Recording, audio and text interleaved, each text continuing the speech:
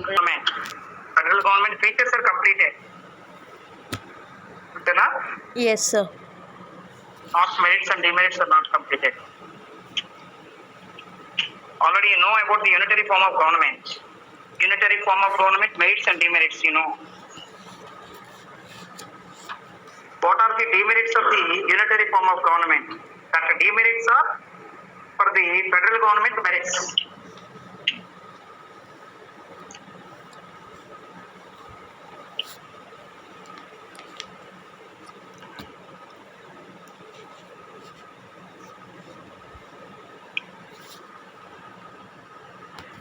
Governments లో merits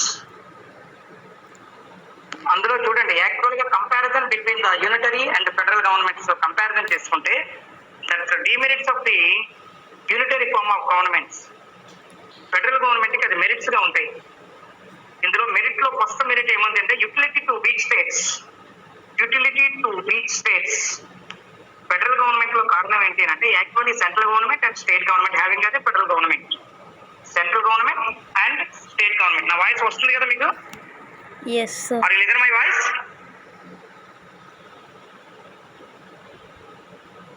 కాబట్టి ఇక్కడ both central and state governments ఉంటాయి కదా. Federal government safeguarding the interest of weak states, mainly concentration on the state weak states. It can efficiently save the foreign aggressions and can efficiently safeguard the internal security. Federation provides for an arrangement convenient to small and weak states to derive higher objectives. కారణం ఏంటి అంటే central government ఇప్పుడు 29 states ఉన్నాయి మనకి.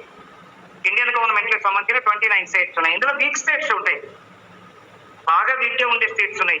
ఇప్పుడు మనది Andhra Pradesh divide అయింది, Telangana and Andhra Pradesh.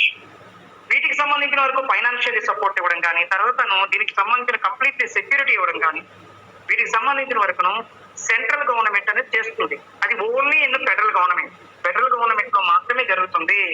It is supporting for the weak states in the federal form of government. Federal government safeguarding the interest of weak states. కాబట్టి it is one of the merit for the federal government. అలాగే second one తీసుకుంటే national unity and local autonomy. Local autonomy అని ఉంటుంది. నేను final year నేను class చెప్పేటప్పుడు చెప్పాను, నేను లోకల్ అటానమీ అనేది ఉంటుంది. Local autonomy at the time of the 1947 onwards, Indian Constitution providing the local autonomy. Local autonomy అనేది ప్రొవైడ్ చేస్తున్నారు. ఇప్పుడు లోకల్ సెల్ఫ్ గవర్నమెంట్స్ అని అంటారు. Local self government means local people are ruling that local areas. Local governments అంటే ఏంటి? What are the local government? What are the local governments? Local governments అంటే ఏంటి?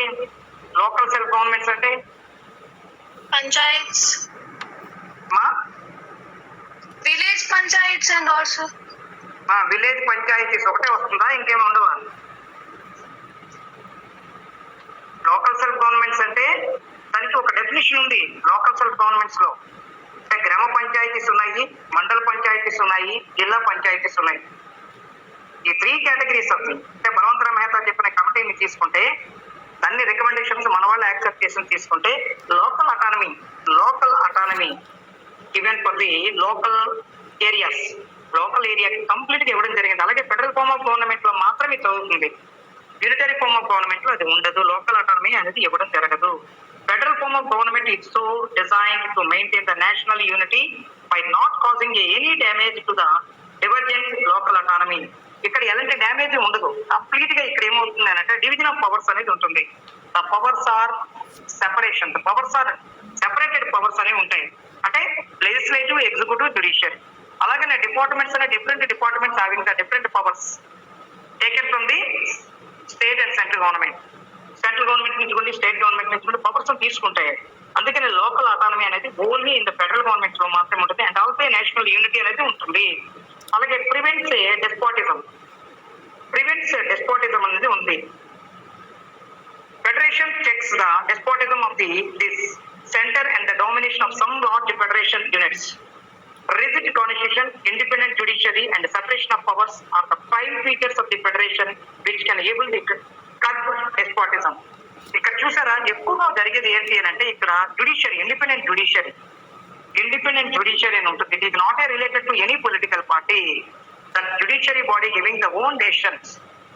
కానీ ఇప్పుడు డెమోక్రసీ మన ఇండియాలో తీసుకుంటే కానీ sometimes the courts are depend upon అంటే supporting by the some political parties కూడా సపోర్ట్ చేస్తున్నాయేమో అని అనిపించవచ్చు. కానీ లీగల్ గా మనం ఆలోచిస్తే ఏముంటాయి, ఇండిపెండెంట్ జ్యుడిషియరీ అని ఉంటుంది. ప్రతిదీ కూడా కాన్స్టిట్యూషన్ ఏముందంటే లూప్ లైన్స్ ఉన్నాయి. ప్రతిదీ లూప్ లైన్స్ ఉన్నాయి. ఎలా లూప్ లైన్స్ ఉన్నాయి చెప్తున్నా, ఈవెన్ ప్రైమ్ మినిస్టర్ అనేవాడు కూడా ఓడిపోవచ్చు.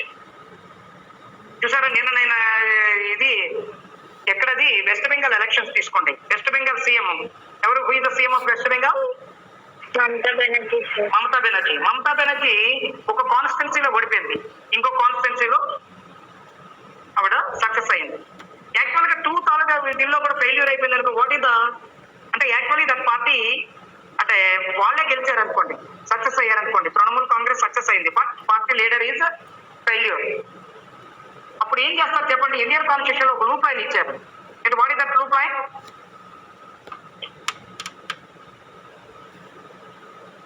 లూప్ లైన్ ఉంది. ప్రైమ్ మినిస్టర్ కానీ చీఫ్ మినిస్టర్ కానీ ఓడిపోయాడు అనుకోండి, లేదంటే పార్టీ లీడర్స్ ఓడిపోయారని, వాళ్ళకి సంబంధించిన వరకు కాన్స్టిట్యూషనల్ లెవెల్లో ఒక లూప్ లైన్ ఇచ్చారు. ఏంటది, what is that loop line? Indian constitution లో మాత్రమే అది ఉంది. యాక్చువల్ గాను మన ప్రీవియస్ ప్రైమ్ మినిస్టర్ తీసుకుందాం, మన్మోహన్ సింగ్ యాక్చువల్ గా ఏమవుతుందంటే లోక్సభ ఎలక్షన్ లో కంప్లీట్ గా ఫెయిల్యూర్ అయిపోయాడు, ఓడిపోయాడు. అప్పుడు ఏం చేశారు, is elected from the Rajya Sabha constituency నుంచి ఇండైరెక్ట్ ఎలక్షన్ ద్వారా ఈయన తీసుకున్నారు. Then he is acting as a prime minister in India. చూసారా, ఒక ఇంటెలిజెంట్ పర్సన్ ని మన ఇండియన్ పీపుల్ ఏం చేశారు, రిజెక్ట్ చేసేసారు. కానీ దాన్ని ఏం చేశారని అంటే రిప్రజెంటేటివ్స్ ద్వారా ఏమవుతుందంటే ఇండైరెక్ట్ ఎలక్షన్ ద్వారా ఎలక్ట్ చేశారు. అలాగే తృణమూల్ కాంగ్రెస్ తీసుకున్నాం, ఆవిడ 2 కాన్స్టిట్యున్సీ నుంచి ఓడిపోయింది అనుకోండి.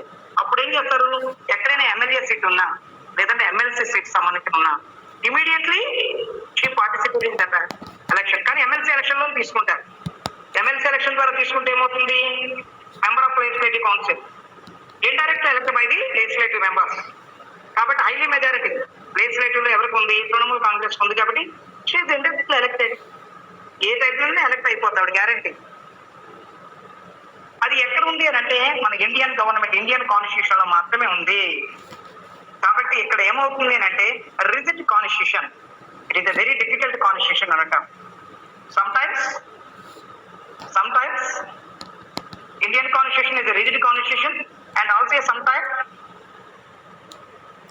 flexible. Rigid and ఏముంది, flexible. Yes, correct. Flexible అంటే combination of rigidity and flexibility. Sometimes it is difficult, sometimes it is a free. అంటే it is easy constitution. Amendment process అనేది ఈజీగా ఉంటుంది. And also independent judiciary and also having the separation of powers are the prime features of the federation which can apply despotism. అందుకు వీటికి సంబంధించిన వరకు federal government లో మాత్రమే ఉంటాయి. అలాగనే అడ్మినిస్ట్రేటివ్ ఎఫిషియన్సీ కూడా ఉంటుంది. ఎక్కడ ఉంటుంది, ఫెడరల్ గవర్నమెంట్ లో. మనం అక్కడ ఏం చెప్పుకున్నాము, యూనిటరీ ఫార్మ్ ఆఫ్ గవర్నమెంట్ లో అడ్మినిస్ట్రేషన్ అనేది ఎలా ఉంటుందని చెప్పాము. యూనిటరీ ఫార్మ్ ఆఫ్ గవర్నమెంట్ లో అడ్మినిస్ట్రేషన్ అనేది ఎలా ఉంటుంది, మోర్ అడ్మినిస్ట్రేటివ్ బర్డెన్ అనేది ఉంటుంది. అక్కడ మోర్ అడ్మినిస్ట్రేటివ్ బర్డెన్ అనేది ఉంటుంది. ఫెయిల్యూర్ లో తీసుకోండి, అందులో డిమెరిట్స్ లో మనం తీసుకున్నాం, మోర్ అడ్మినిస్ట్రేటివ్ బర్డెన్ అని ఉంది. కానీ ఇక్కడ చూసుకుంటే మనకి ఏముందంటే మెరిట్స్ లో ఫెడరల్ గవర్నమెంట్ లో అడ్మినిస్ట్రేటివ్ ఎఫిషియన్సీ. కారణం ఏంటి, division of powers. The powers are divided, the powers are decentralisation of governments. Decentralized government. In a federal structure, the entire powers and functions of the state are to be shared between the national and the provincial governments. National and the state governments. Provincial లో మనకి ఏమవుతుందంటే state government గా మనం తీసుకుంటాం, and some times representative government గా తీసుకుంటాం. అంటే central government representative members rule చేసేది ఉంటుంది. ఎప్పుడు ఎమర్జెన్సీ పీరియడ్ లో దాన్ని కూడా మనం ప్రొవిన్షియల్ గవర్నమెంట్ గా తీసుకుంటాం. The sharing of the responsibility lessens the workload of both national and the provincial governments. Thus, the federal state could maintain the efficiency in the administration by showing an interest in tackling the national, international, and the provincial affairs of the state. అందుకనే ఇక్కడ మనం చూసుకుంటే administrative efficiency అని ఉంటుంది. అంటే the powers are distributed. ఎక్కడ ఎవరికి ఇవ్వాల్సిన పవర్స్ వాళ్ళకి ఇవ్వటం వల్ల ఏమవుతుంది, ఇట్ ఈస్ ఈజీ వర్క్. ఈ no burden of the administrative bureaucrats అనేది వాటికి సంబంధించిన వరకు ఎలాంటి బర్డెన్ ఉండదు. ఎందుకంటే ఎవరు చేయవలసిన వర్క్ వాళ్ళే చేస్తారు. వాళ్ళ మీద ఏమైనా సరే ఒత్తిడి తీసుకొచ్చారనుకోండి ఏమవుతుంది, ఫెయిల్యూర్. ఎక్కువగా హెవీగా చేయాలి అని అనుకుంటే ఏమవుతుంది, బర్డెన్ ఎక్కువగా తీసుకున్నారంటే దానివల్ల కంప్లీట్లీ స్పాయిల్ అయిపోవడానికి అవకాశాలు ఉంటాయి. అందుకనే మనకి ఇండియాకి సంబంధించిన వరకు ఫారిన్ కంట్రీస్ లో ఉండేది వాళ్ళు మినిమం అవర్స్, వాళ్ళు ప్రొడక్షన్ అనేది ఎక్కువగా ఉంటుంది. మన ఇండియాకు సంబంధించిన 12 hours వర్క్ చేస్తారు, కానీ వాళ్ళతో కంపారిజన్ చేసుకుంటే ప్రొడక్షన్ అనేది తక్కువగా ఉంటుంది. కారణం ఏంటి, ఇక్కడ టైమింగ్ అవర్స్ అనేవి ఎక్కువగా ఉంటాయి. దానివల్లనే వాటి ఇద్దరి మధ్య డిఫరెన్సియేషన్ ఉంటుంది. అలాగే unity and diversity, it is a very very important. భిన్నత్వంలో ఏకత్వం, యూనిటీ అండ్ డైవర్సిటీ. ఏంటి, what is the meaning of the word unity and diversity?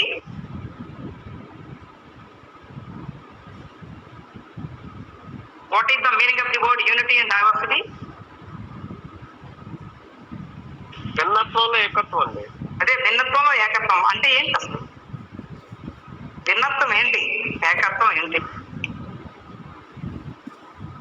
Secularism. ఇప్పుడు ప్రణవి సెక్యులరిజం సార్. ఏంటి సెక్యులరిజం సార్. సెక్యులరిజం అంటే ఏంటి అసలు యాక్చువల్ గా? అంటే ఎన్ని రకాలున్నా కలిసిగా ఉంటున్నారు సార్, యూనిటీ. ఎన్ని రకాలు ఉన్నా కలిసి ఉంటే ఎన్ని రకాలు అంటే ఏంటి ఆ రకాలు సార్ రిలీజియన్స్. ఎస్, అది చెప్పాలి. రిలీజియన్స్ సంబంధించిన వరకు అంటే different categories of people living in areas, different areas, different types, different religions, different caste, different races. ఇందులో రకరకాల వాళ్ళు ఉన్నారు. అందరినీ తీసుకుని లాస్ట్ గా ఏం తీసుకుంటున్నాము, ఒక యూనిటీగా తీసుకుంటున్నాం. That is called as a Indians. ఇక్కడ ఏమున్నారు, different types of categories of people are living in India. Different categories of people are living in India. Different religious people are living in India. Different races are living in India. Different colors of people are living in India. వీళ్ళందరూ కలిపి last గా ఏమంటున్నాము, ఒకటే single గా చెప్పుకుంటున్నాం. ఏంటి, that all people are called as Indians. That all people are called as Indians. Maharashtrians అని అనం, Assamese అని అనం, తమిళియన్స్ అనం, కన్నడియన్స్ అని అనం, కేరళియన్స్ అనను, ఒరిస్సా వాళ్ళని అనం, అలాగే ఆంధ్ర పీపుల్ అని అన్నారు, తెలంగాణ పీపుల్ అని అన్నారు. కానీ వీళ్ళందరినీ ఏమంటారు, ఇది all people all called as 29 states of people are called as Indians. అది unity and diversity. Normally federal government are set up in multinational states. It creates a favorable atmosphere to the people of those states to participate in the political and administrative affairs. It also provides a special facilities for the development of the divergent groups. It enables this government to the unitedly achieve high objectives by not causing by the any damage to their individual divergent interests. ఏదైనా తీసుకోండి, different ఏదైనా ఉండొచ్చు, కానీ వాళ్ళందరికీ కలిసి సంబంధించిన వరకు single యూనిటీగా తీసుకోవడం అనేది జరుగుతుంది. అదే యూనిటీ ఇన్ డైవర్సిటీ. అలాగే political education, every people, every citizen living in federal government compulsory having as a political knowledge. If anyone living in the federal government compulsory having as a political knowledge, political education. Federal government imparts political education among the people in this government. Governmental form. Normally national leaders we have entangled with complexities of a national and international issues will evolve out of the provincial governments where the complexity of the problems are not so rigorous. కానీ ఏంటంటే political knowledge అనేది ఉండాలి. కారణం ఏంటి అని అంటే internal అగ్రెషన్స్ ఉంటాయి, internal disputes ఉంటాయి. వాటన్నిటిని సెటిల్ చేయాలి అని అనుకుంటే compulsory the people are having a political education. అంటే కొన్ని సెటిల్ చేయాలి అని అనుకోండి, సెటిల్ చేయాలి అని అనుకుంటే ఇప్పుడు నెహ్రూ గారిని కానీ, అలాగనే నెక్స్ట్ ప్రైమ్ మినిస్టర్ ఎవరు, నెక్స్ట్ ప్రైమ్ మినిస్టర్ నెహ్రూ తర్వాతను who is the next prime minister of Jawaharlal Nehru?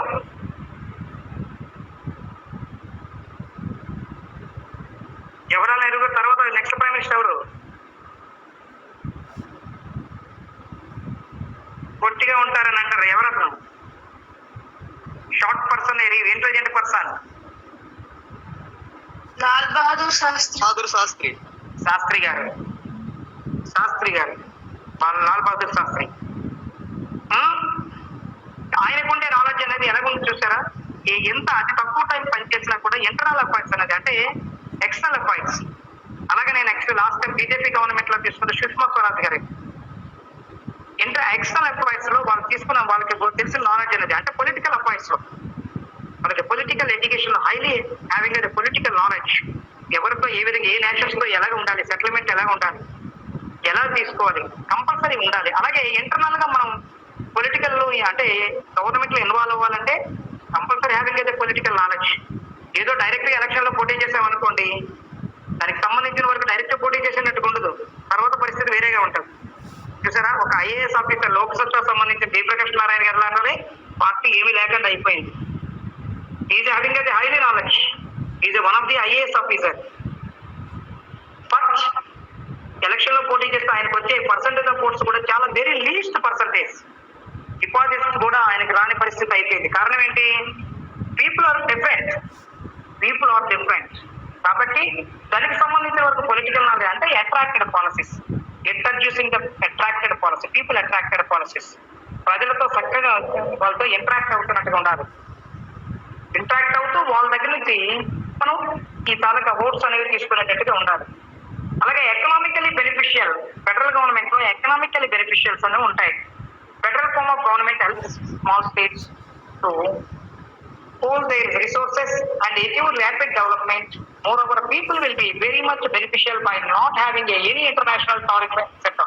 They can make trade and commerce openly within a wider space, so conveniently. Economically beneficial ఎలా ఉంటుందండి అంటే, ఇక్కడ ఆల్ స్టేట్స్ అని ఉంటాయి. ఒక్కొక్క స్టేట్ లో ఒక స్టేట్ బెనిఫిషియల్ ఉంటాయి, అంటే ఎక్కువగా ఎకనామికల్ బెనిఫిట్ అయి ఉంటాయి. వాళ్ళు షేర్ చేసుకుంటూ ఉంటారు. ఇక్కడ సెంట్రల్ గవర్నమెంట్ మానిటరింగ్ చేస్తుంది. Central government monitoring the all states, mainly concentration week states ని వాళ్ళని మానిటరింగ్ చేస్తుంది. హైలీ స్టేట్స్ వచ్చే ఇన్కమ్ ని వీక్ స్టేట్స్ కి డిస్ట్రిబ్యూట్ చేసినట్టుగా చేస్తూ డెవలప్ చేస్తూ ఉంటుంది. అందువల్ల ఇక్కడ ఎకనామికలీ బెనిఫిషియర్స్ అనేవి ఉంటాయి. అలాగే ఇంటర్నేషనల్ రెప్యుటేషన్ చూడండి. రీసెంట్లీ ఇండియాకి సంబంధించిన వరకు ఆల్రెడీ మనం కంపారిజన్ చేసుకుంటే యుఎన్ఓలో మనకి మంచి నేమ్ ఉంది, united nations organisation. India got a reputated గా వాళ్ళకి మంచి నేమ్ అనేది ఇండియాకి రావడం జరిగింది.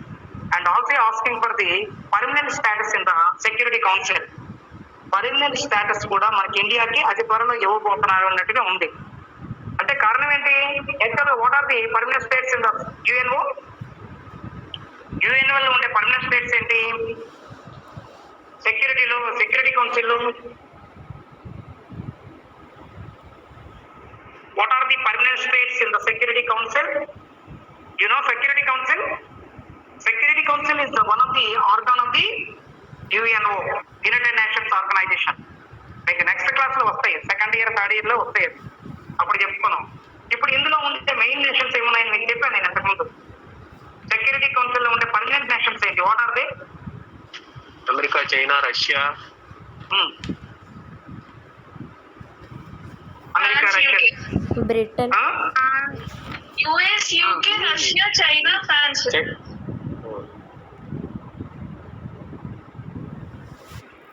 ఎవరమ్మా చెప్పారు? ఫాస్ట్ గా చెప్పేసింది ఎవరు అమ్మాయి? ఒక్కసారి మళ్ళీ repeat. America sir. Okay. UK sir. దాన్ని బ్రిటన్ గా మనం చెప్పుకుంటాం. ఓకే. రష్యా కాదు, తర్వాత ఆల్ఫాబెటికల్ ఆర్డర్ లో వచ్చేది ఏం తీసుకో? China, China, France, Russia. China, France and Russia. Alphabetical order లో తీసుకోండి. A for America, B for Britain, C for China, అలాగనే F for France, R for Russia. ఈ 5 స్టేట్స్ కి permanent status in the security council. వీటిని ఏమంటారంటే giant states అని అంటారు. Giant states, రాక్షస దేశాలు ఇవి. అంటే ఈ నేషన్స్ దాటుకుని ఏ నేషన్స్ వెళ్ళవు. ఇందులో ఉండే 2 కమ్యూనిస్ట్ స్టేట్స్ అయితే 3 అనేవి క్రిస్టియన్ స్టేట్స్ ఉంటాయి. America, Britain, France the Christian states. China and Russia are the community communist states. Communist states. Recently 1992 దగ్గర నుంచి మనం అడుగుతూనే ఉన్నాం. కారణం ఏంటి? ఇండియా అన్నింటిలో కూడా మనం ఎక్కువగా ఉన్నాం. పాపులేషన్ పరంగా చూసినా, పెర్ క్యాపిటల్ ఇన్కమ్ లో చూసుకున్నా, నెక్స్ట్ జీడిపిలో చూసుకున్నా, దేనిలో చూసుకున్నా ఇండియా ఎక్కువగా ఉంది.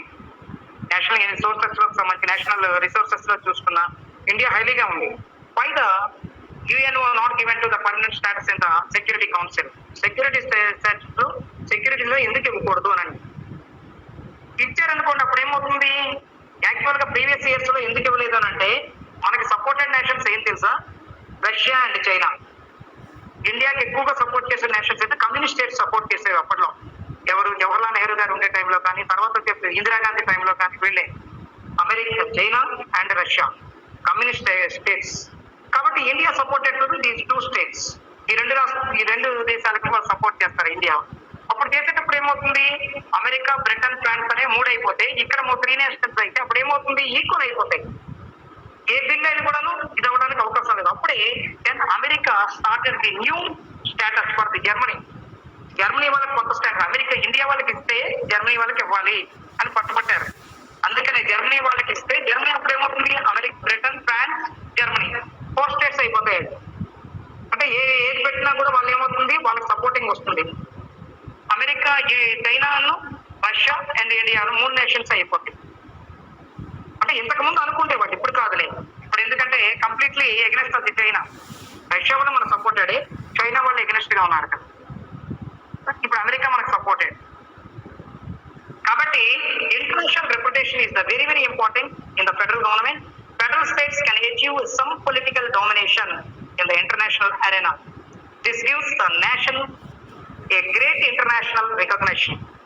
ఎందుకంటే ఇండియా, లేదంటే పాకిస్తాన్, లేదా అదర్ నేషన్స్, బంగ్లాదేశ్, ఏదైనా సరే, ఏ నేషన్ అయినా సరే దానికి ఒక రెప్యుటేషన్ అనేది ఉండేది. ఇంటర్నేషనల్ లో ఒక రికగ్నైజేషన్ అనేది కావాలి. ఇండియాకి ఆ రికగ్నైజేషన్ అనేది ఉంది. అంటే అది ఎప్పుడు జరుగుతుంది? ఫెడరల్ గవర్నమెంట్ లో మాత్రమే జరుగుతుంది. యూనిటరీ ఫార్మ్ ఆఫ్ గవర్నమెంట్ లో అది ఉండవు. అలాగే promotes the idea of the world government. సరే, promotes the idea of world government. అది ఫెడరల్ గవర్నమెంట్ లో ఉంటుంది. Federal form of government imports the idea of a fraternity among the divergent communities which forms into a federation. The very idea is the keystone for the formation and successful working of a world government. కారణం ఏంటి? ఇప్పుడు UN నేను చెప్పిందే 193 states are participated in the UNO. These all states are supported to India. Every nation supported to other nations. Deputation ఉన్న తర్వాత automatic గా other వాళ్ళు మనకి ఉంటుంది. అలాగనే వాళ్ళకి సంబంధించిన షేర్ చేసుకునే ఉంటారు. నాలెడ్జెస్ లో కానీ, ఐడియాస్ లో కానీ అన్ని కూడా షేర్ చేస్తూనే ఉంటారు. దానివల్ల ఏమవుతుంది? సెటిలైట్ అవ్వడానికి అవకాశాలు ఉంటాయి. Development of the nations development అవ్వడానికి అవకాశాలు ఉంటాయి. అలాగే democratic values mainly it is a very very important merit for the federal government. Democratic values అనేవి ఇంపార్టెంట్. ఇందులో ప్రతి నేషన్ కి సంబంధించిన వరకు కూడా డెమోక్రటిక్ వాల్యూస్ అనేవి ఉంటాయి. ఎలాగ డెమోక్రసీ అంటే ఆల్రెడీ మీకు తెలుసు. డెమోక్రసీ అంటే మీకు ఐడియా ఉంది. అంటే of the people, by the people, for the people అని అంటారు. అంతేనా డెఫినేషన్? అంబేద్కర్ ఎవరు? అబ్రహాం లింకన్ చెప్పిన డెఫినేషన్ చెప్పేస్తారు. అది కాదు గవర్నమెంట్, పీపుల్ గవర్నమెంట్. అంటే completely the people are having అదే equality, liberty and fraternity. Equality, liberty and fraternity enjoying in only democratic states. The people are having a good weapon, right weapon. What is that weapon? Every individual having a vote, right to vote. Right to vote. And దాన్ని ఇంకో పదంతో పిలుస్తారు. Right to vote అంటే ప్రతి ఒక్కరూ తెలిసిపోతుంది. దాన్ని ఇంకో విధంగా చెప్పేది Adult franchise, universal adult franchise. Yes, adult franchise. Every individual having an adult franchise. That is the good weapon for the every individual living in federal government. Federal state provides an opportunity for the higher maintenance of democratic values, more public involvement in government affairs.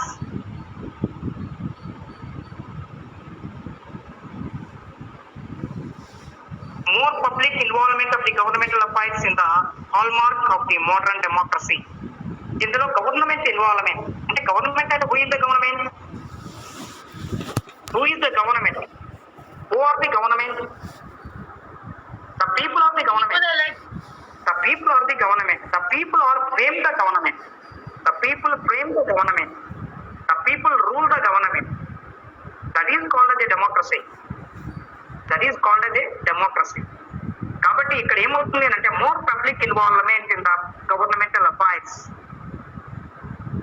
More public involvement. Public means the people involvement. The governmental affairs in the hallmark of the modern democracy. Every individual involving in the governmental activities. In a federal form of government, it attracts a more public involvement carrying the governmental affairs. అలాగే useful for the large states. పెద్ద పెద్ద దేశాలకు మాత్రమే ఇది ఉపయోగపడుతుంది. It is a benefit for the big states. మనం అందులో చెప్పుకున్నాం యూనిటరీ ఫార్మ్ ఆఫ్ గవర్నమెంట్ లో ఒక ఇది చెప్పుకున్నాం, ఇది డిమెరిట్ గా చెప్పుకున్నాం. ఏంటి what is the demerit? Demerit ఒకటి చెప్పుకున్నాం. ఎందుకు unitary form of government It is not suitable for large state. It is not suitable for large states. Yes, దానికి ఆపోజిట్ గా తీసుకున్నది ఇక్కడ మెరిట్. ఫెడరల్ గవర్నమెంట్ కి మెరిట్ గా తీసుకుంటున్నాం. It is not suitable for the large states, suitable for large states. కానీ ఇక్కడ ఏమంటున్నారు యూజ్ఫుల్ ఫర్ లార్జ్ స్టేట్స్. అక్కడ మనకు వచ్చే డిమెరిట్స్ అన్ని కూడా ఇక్కడ మెరిట్స్ గా మారుతాయి ఫెడరల్ ఫార్మ్ ఆఫ్ గవర్నమెంట్ లో. Federal form of government is a advantages for the large countries where the state has to perform huge range of functions. Federal government is in its characters of the division of powers is a very convenient for large states. పెద్ద దేశాలకు సంబంధించిన వరకు it is very useful. కారణం ఏంటి, India లాంటి పెద్ద states, India having a highly population and also having a 29 states, 29 రాష్ట్రాలతో 136 crores of people are living in India. This type of nation having a federal form of government and also form the government, federal form of government, దీనికి బాగా ఉపయోగపడుతుంది. అది వీళ్ళు చెప్పుకున్నది. These are the merits for the federal form of government. మీరు బాగా గుర్తుపెట్టుకోవాలంటే unitary form బాగా చదువుకున్నారనుకోండి, దాని మెరిట్స్ డిమెరిట్స్ తీసుకుంటే మీకు ఈజీగా వచ్చేస్తాయి. కొద్దిగా అలా సైలెన్స్ ని గుర్తుపెట్టుకోగలిగితే మీరు ఈజీగా ఐడెంటిఫై చేయడానికి అవకాశాలు ఉంటాయి. అలాగనే దీనికుంటే డిమెరిట్స్ ఉన్నాయి, అందులో మెరిట్స్ చూసుకోవాలి. అప్పుడు వీక్ గవర్నమెంట్ అనేది ఉంటుంది. ఇక్కడ కారణం ఏంటి, the powers are distributed to the state government. కాబట్టి సెంట్రల్ అక్కడ వీక్ అవుతుంది. ఫెడరల్ ఫార్మ్ ఆఫ్ గవర్నమెంట్ లో ఏమవుతుంది, the powers are distributed to the state government, provincial governments. దానివల్ల ఏమవుతుంది, సెంట్రల్ గవర్నమెంట్ అనేది వీక్ అయిపోవడానికి అవకాశాలు ఉంటాయి. అలాగే inconsistency. Federal government is highly inconsistent government. The government both at center and state will change their policies frequently with a change in the administration by not carrying the interest of the people. చూసారా, central లో BJP ఉంది, state లో వైఎస్ఆర్సీపీ ఉంది. Different ఉండొచ్చు. అలాగే కర్ణాటక తీసుకోండి, కర్ణాటక కాదు, west Bengal తీసుకోండి, లేదంటే కేరళ తీసుకోండి. అక్కడ గవర్నమెంట్ ఉంటుంది, అక్కడ గవర్నమెంట్. వీళ్ళిద్దరి మధ్యన సరిగ్గా ఉంది, ఇన్కన్సిస్టెన్సీ అనేది ఉంటుంది. వాళ్ళ పాలసీస్ వేరు, వీళ్ళ పాలసీస్ వేరు. సెంట్రల్ గవర్నమెంట్ పాలసీ వేరేగా ఉంటాయి, స్టేట్ గవర్నమెంట్ పాలసీస్ వేరేగా ఉంటాయి. కానీ both central and state government ఒకే దగ్గర ఉన్నాయనుకోండి. ఇప్పుడు కర్ణాటక ఉంది, కర్ణాటక బీజేపీ గవర్నమెంట్, అలాగనే సెంట్రల్ గవర్నమెంట్ బీజేపీ గవర్నమెంట్. రెండు గవర్నమెంట్లు ఈక్వల్ కాబట్టి నో ప్రాబ్లం. కానీ డిఫరెంట్ గవర్నమెంట్స్ ఉండేటప్పుడు ఈ ప్రాబ్లమ్స్ అనేవి క్రియేట్ అవుతుంటాయి. అలాగనే సెజెషన్. There is a danger of the sedition of the federal government, the setting up of some autonomous provinces and the coordinate status of the state with the center makes some states over the jealous and neglect their functions. ఇప్పుడు ఎలాగ చెప్తున్నాం అంటే compulsory ఏమవుతుందంటే central government neglect the state government sometimes. కొన్ని సందర్భాల్లో neglect చేయడానికి అవకాశాలు ఉంటాయి. కారణం ఏంటి, ఇది ఫెడరల్ ఫార్మ్ ఆఫ్ గవర్నమెంట్ లో మాత్రమే జరుగుతుంది, రిమైనింగ్ గవర్నమెంట్ లో అది జరగదు. అలాగే అన్నెసరీ డిలే. ఇక్కడ స్టేట్ సెంట్రల్ గవర్నమెంట్ రెండు ఉండటం వల్ల ఏమవుతుందంటే అన్నెసరీ డిలే అనేది జరుగుతుంది. Delay process. In federal form of government there is at least 2 sets of government organs. These governments have to consult with their counterparts in making a crucial suggestions. This involves lot of unnecessary delay. Unnecessary delay వస్తుంది. కారణం ఏంటంటే state and central government రెండు ఉండటం వల్ల అదే ఒక central government ఉందనుకోండి, quick decisions తీసుకోవడానికి అవకాశాలు ఉంటాయి. అలాగనే frequent conflicts, completely conflicts between the state and central government. Conflicts between the state and central government. ఇప్పుడే చెప్పాను కదా, different political party rule the state and central governments and conflicts arising in the state and central governments. State and central government లో conflicts అనేవి రావడానికి అవకాశాలు ఉంటాయి. వస్తున్నాయి ఇప్పుడు. Any state and central government creating any disputes?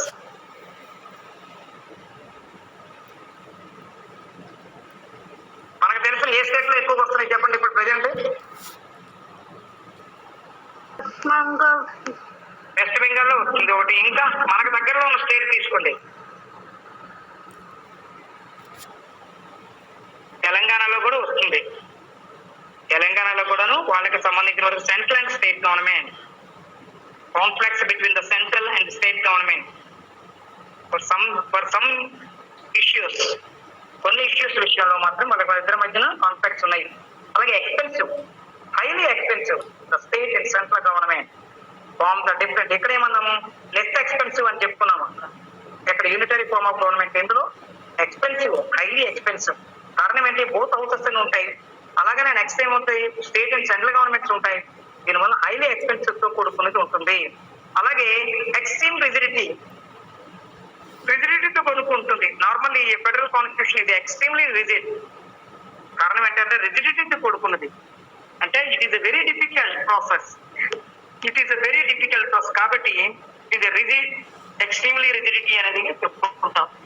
అలాగే different loss in federation, center and state make and implement different laws and administrative policies. At any time, the laws of the one government may differ to the other of the others. మీకు చెప్తున్నాను అదే, central government ఒకలాగా ఉంటుంది, state government ఒకలాగా rule చేస్తుంది. ఈ రెండింటి మధ్యన కొరిలేషన్ లేకపోవడం ఏమవుతుంది? ఇద్దరి మధ్యన ఏముంది? కాన్ఫ్లిక్ట్స్, డిస్ప్యూట్స్ అనేవి అరైజ్ అవ్వడానికి అవకాశాలు ఉంటాయి. This creates lot of confusion and uncertainty among the people. ఈ రెండింటి మధ్య ఎక్కువగా డిస్ప్యూట్స్ రావడానికి, అంటే ఈ రెండు కరెక్ట్ గా కోఆర్డినేటెడ్ గా లేకపోవడం వల్ల వీళ్ళిద్దరి మధ్యన డిఫరెంట్ లాస్, డిఫరెంట్ కాన్ఫ్లిక్ట్స్ రావడానికి అవకాశాలు ఉంటాయి. ఇది merits and demerits for the federal form of government. Federal form of government లో వస్తుంది. మీకు tomorrow I will ask for the unitary and federal form of government differentiation అడుగుతాను. ఆల్రెడీ నేను చెప్పున్నాను ఇప్పటి వరకును, ఒక్కసారి ప్రిపేర్ అవ్వండి. Tomorrow I will ask 10 points ఉన్నాయి అందులోని. మీరు ఏం చెప్తారో చూద్దాం. Tomorrow I will ask differentiation between the unitary and federal form of government. రెండింటి మధ్య డిఫరెన్సియేషన్ అడుగుతూ then I will start another chapter. ఇంకో దాంట్లోకి వెళ్తాను. ఓకే.